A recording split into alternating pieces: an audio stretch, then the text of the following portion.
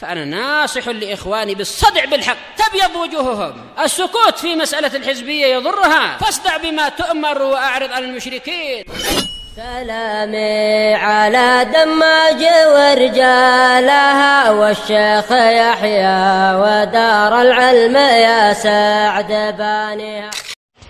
بسم الله الرحمن الرحيم. الحمد لله والصلاة والسلام على نبينا محمد وعلى آله wasahbihi wa salama tasliman katsiran amma ba'du. Kita lanjutkan kembali pelajaran kita Al-Mawqidah fi ilmi mustalahil hadits karya Imam Ad-Dhahabi rahmatullahi alaih. Kita masuk jenis yang ke-19 dari jenis-jenis hadits. Qala al-muttaribu wal mu'allalu, hadits yang guncang dan berillah. Dalam nusakh yang lain tanpa tambahan al-mu'allal, dan dalam nuskhah yang lain ada tambahan mu'allal, dan ini dari tambahan Al-Dhahabi dari kitab gurunya.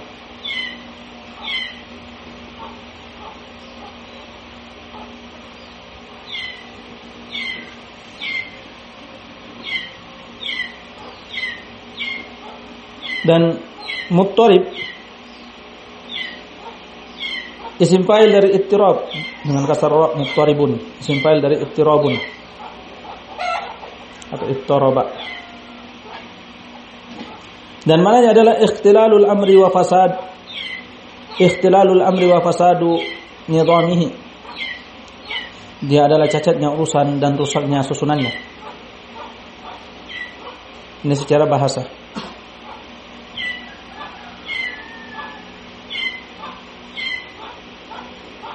Dan dia terbagi menjadi dua macam.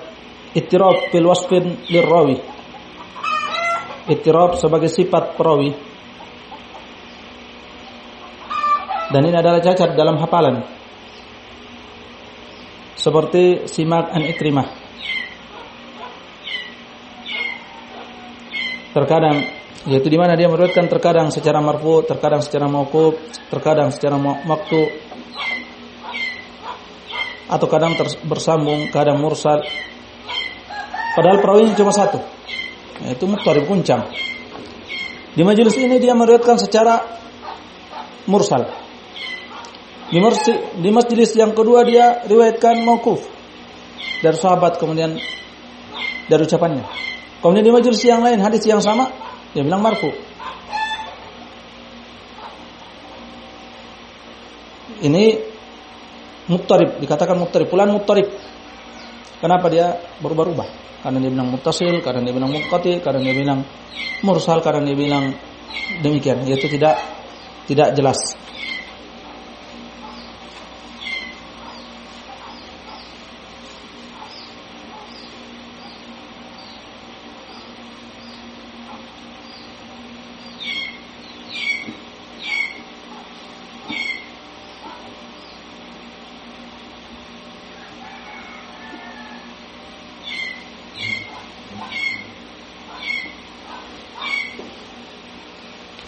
Adapun secara istilah,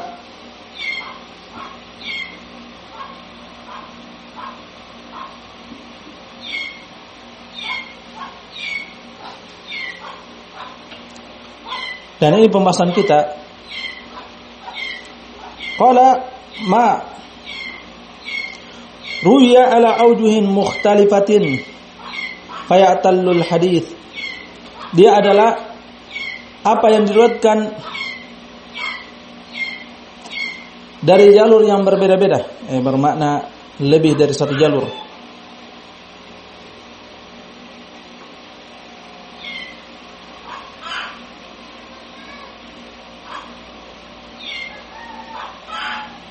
Yang berbeda-beda, dan dia penulis tidak memberikan qaid tentang perbedaan tersebut. Apakah perbedaan ini antara dua perbedaan saling sekufu yang sama-sama kuat ataukah tidak?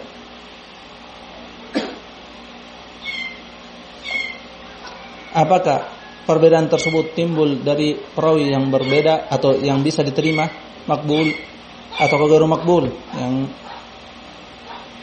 tidak makbul. Sehingga ini definisi yang belum jami' mani, yang belum mencakup dan menghalangi selainnya.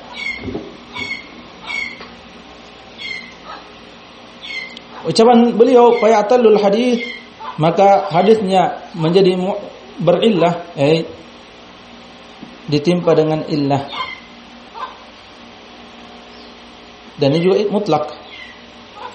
Apakah illah qadihah ataukah illah ghairu qadihah? Apakah illah yang mencacatkan ataukah tidak mencacatkan? Maka definisi muttarib adalah huwal haditsul ladzi yurwa ala aujuhin mukhtalifatin mutasawiyatin fi sihhati min rawin aw ruwatin. Dia adalah hadis yang diriwayatkan dari jalur yang berbeda-beda, yang mutasawiyah, yang sekufu, sama dalam sisi kekuatannya, dalam kesahihannya, dari satu rawi ataukah dari banyak rawi. Semuanya meriwayatkan satu hadis tapi berbeda-beda. Dan perawi-perawi yang berbeda-beda tersebut kekuatan hafalannya sama, maka dikatakan muttarib.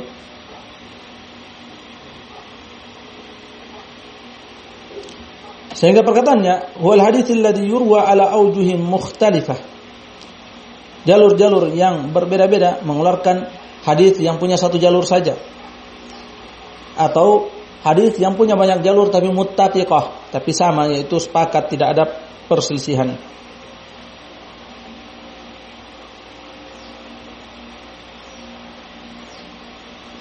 Mutasawiyah, yang setara. Ini mengeluarkan yang berselisih yang tidak mutasawiyah, yang tidak setara. Maka akan dinamakan mahfuz atau syadz, munkar atau ma'ruf, rajih atau marjuh. Adapun ini mutasawiyah, yaitu tidak bisa ditentukan mana yang lebih kuat dan mana yang tidak kuat, sehingga dikatakan muttarib.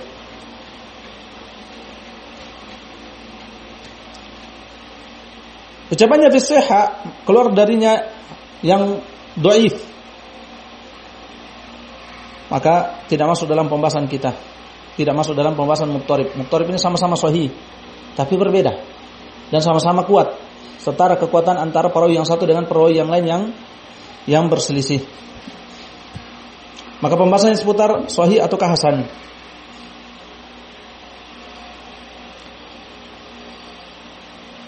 Min rawin wahidin, dari perawi, satu perawi, sebagaimana telah lalu, yaitu kadang dia riwayatkan dari jalur ini, terkadang dari jalur yang lain.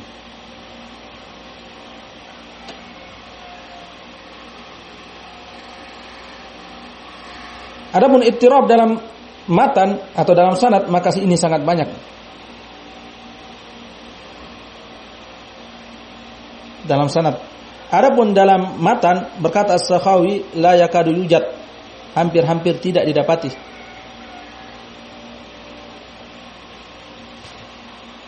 Dan juga terkadang didapati muttarib sanadan wa matnan, sanad dan matannya.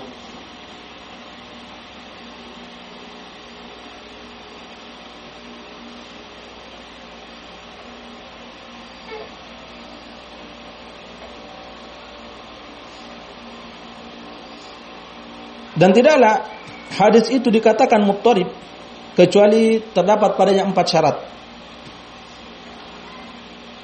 Yang pertama, sanadnya itu muhtajjun bihi, sanadnya semuanya boleh dijadikan argumentasi, yaitu makbul. Yang kedua, takafu'ul quwa, yaitu setara, sekufu kekuatannya antara yang berselisih itu, baik itu secara jumlah, sama-sama perawi yang meriwayatkannya dengan wajah ini, dengan jalur ini 2 orang, yang ini juga yang menyelisihinya juga 2 orang misalnya. Atau fi sifah, sama-sama thiqah, sama-sama hasanul hadis, atau semisal itu sekufu, sama. Kemudian adamul imkanil jam', kemudian tidak mungkin untuk dijamak.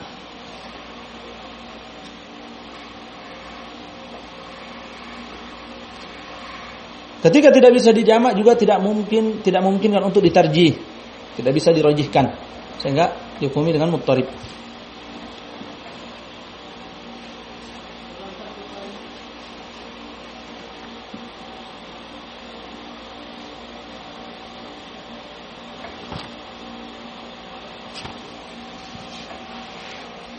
Adapun al-mu'allal, hadis yang mu'allal, mereka tidak mengitlaqkan mu'allal, hadis mu'allal, kecuali pada illah yang mencacatkan, illah qadihah, illah yang mencacatkan hadis tersebut, menjadikan hadisnya cacat.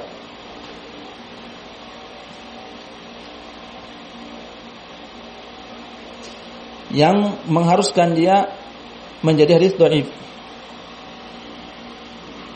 Dan ini disyaratkan tidak adanya dia pada hadis sahih dan hadis hasan. Ghairu syadin wala mu'allal. Ma'ruf dalam definisi hadis sahih dan hadis hasan, yaitu yang tidak syad, tidak pula berillah. Ya illah qadihah.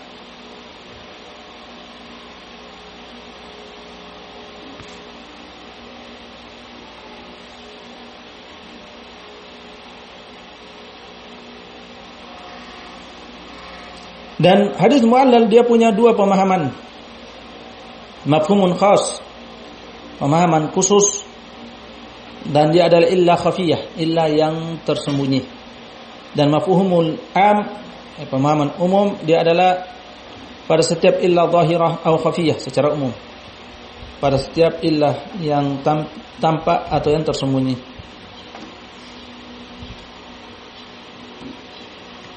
Dan ini seperti riwayat matrukin dan mursal, seperti dalam kitab yang dimuat dalam kitab Ilal Ad-Darqutni, Ilal Ibn Abi Hatim, Ilal Imam Ahmad dan seterusnya.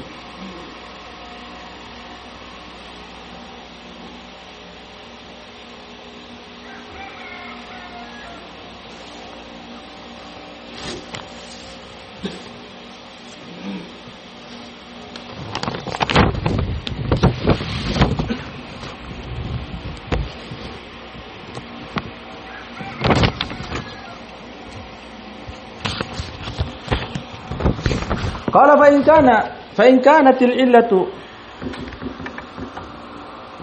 ghairu mu'athiratin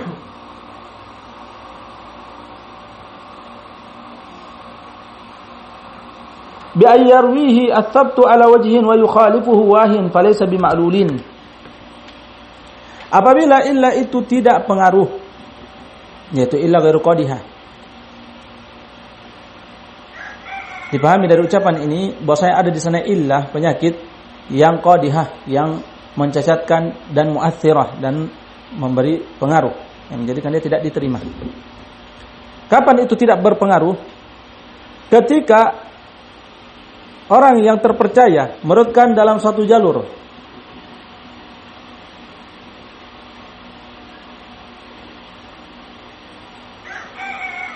lalu diselisih oleh perawi yang wahin, perawi yang lemah,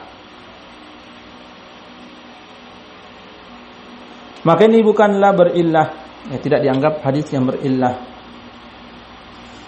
yaitu hadis yang diriwayatkan oleh perawi yang sabtun, perawi yang makbul. Maka tentu dia lebih rajih, lebih kuat dibanding perawi yang wahin, memang lemah. Maka tidak mempengaruhi hadis perawi yang thiqah tersebut.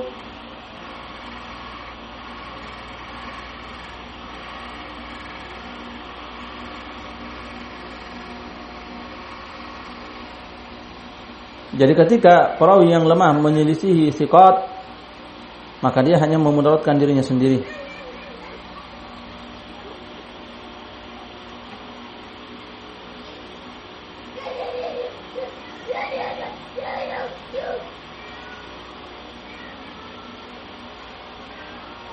Waqad saqad Daraqutni katsiran min hadzal namat, dan Imam Daraqutni telah menggiring banyak dari jenis ini, yaitu dia mendatangkan hadis atsbat dan juga mendatangkan hadis du'afa wahin yang menyelisihinya. Dan ini Tidak pengaruh. Fi kitabil ilal, dalam kitab beliau al-ilal. Falam yusib, sehingga Imam Daraqutni tidak mencocoki kebenaran. Dan dia adalah ungkapan dari, atau dia ilal ad-Daraqutni asalnya adalah soal jawab yang diajukan kepada Imam ad-Daraqutni dan dikumpulkan oleh Al-Burqani. Sehingga beliau hanya ditanya dan beliau menjawab, bukan dengan tujuan untuk memang mendatangkan hadis thiqah dan menggandengkannya atau membandingkannya dengan hadis dhaif. Beliau ditanya dan beliau menjawab. Li'anna al-hukma lis-sabti, karena hukum tentu dikedepankan adalah perawi yang thiqah. Naam.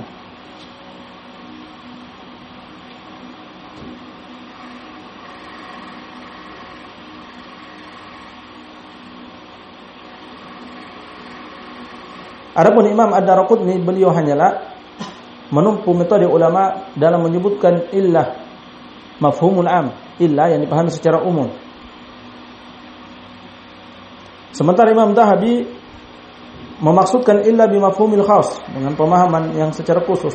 Maka tidak ada kritikan atas Imam Ad-Daraqutni dalam apa yang dimuat dalam kitab beliau Al-Ilal.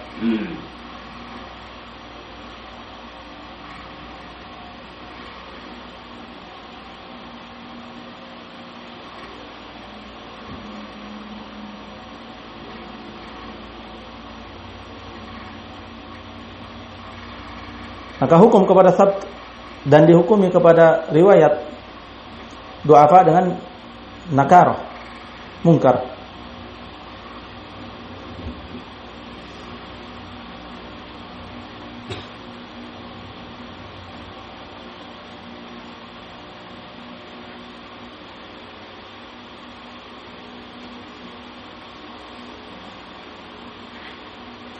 Fa in kana sabtu arsalahu mathalan wal wahi wasalahu fala ibrata bi waslihi. Apabila perawi perawi yang terpercaya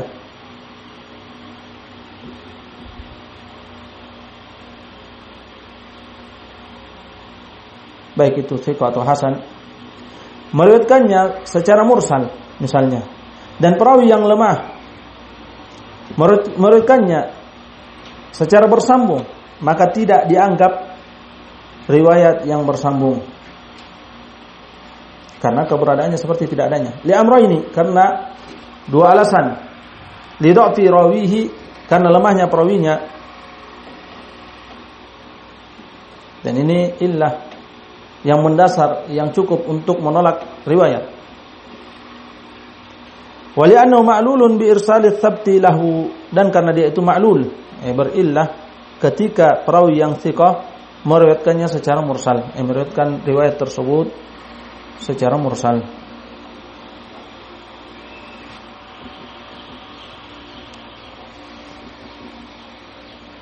Maka di sini dihukumi hadisnya mursal.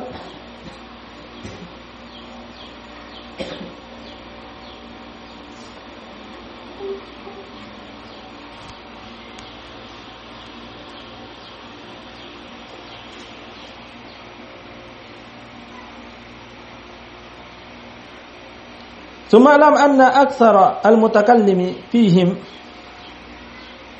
atau المتكلم فيهم ما ضعفهم الحفاظ إلا لمخالفتهم للأثبات. Kemudian ketahuilah bahwasanya kebanyakan orang yang dibicarakan tentang mereka dijarah.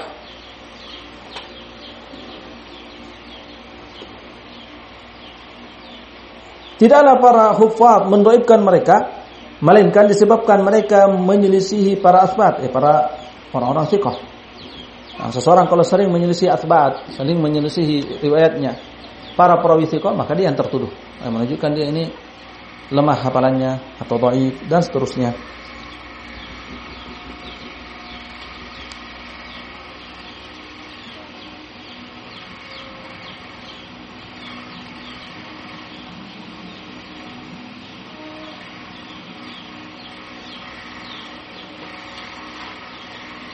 Yaitu kembali kepada dhabt, kembali kepada hafalannya.